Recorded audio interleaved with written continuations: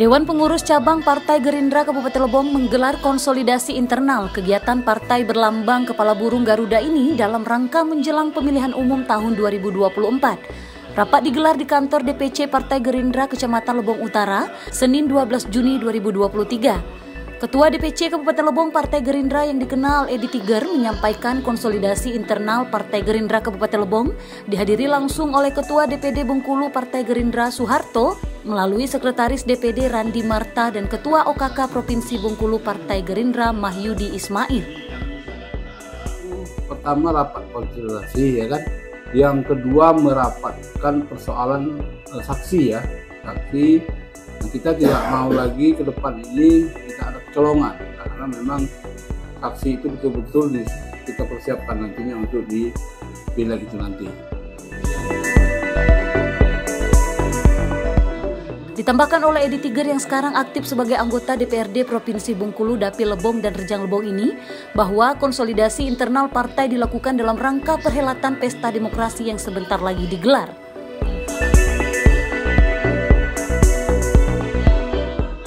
Inilah saya katakan dengan caleg-caleg, dan kita mempersiapkan memang caleg-caleg yang siap untuk itu nantinya, yang memang latar akademisinya cukup, ininya kualitas orang-orangnya yang cukup, nanti kan itu. Saya mau maju itu, Bang, karena di daerah dapil saya itu banyak yang mencalonkan diri tapi tidak terpilih.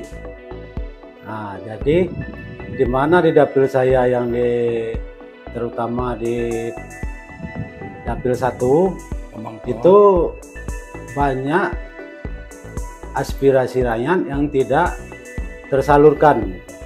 Jadi saya di sini juga tidak menjual visi dan misi, tapi saya menjemput aspirasi masyarakat. Gerindra menang, Prabowo presiden. Pertama ya kita lihat dari sosok-sosok dari figur-figur di dapil 1, ya kan. Nah, seperti dapil 1 kan masih ada Pak Beni, ya kan, Ibu Erawati, nah terus ada Bahasan, ya, Bahasan yang Bangkalan yang sudah 2 periode. Ini kan adik kandung dari Bapak Bastian Subuh, ya kan. Di dapil 2 di situ ada dapil 1 ada ini ya, incumbent 1 ya, Pak Sriwijaya. Dapil 2 itu ada Pak Sudarmadi, Ades Tanjung Bunga yang sudah 2 periode juga, ya kan. Nah, orangnya juga malang melintang, dan saya yakin orangnya juga apa maunya orang, ya kan. Yang kedua Momol, saudara Momol yang dari Sembako. Nah, terus Semarang incumbent Ramachandra.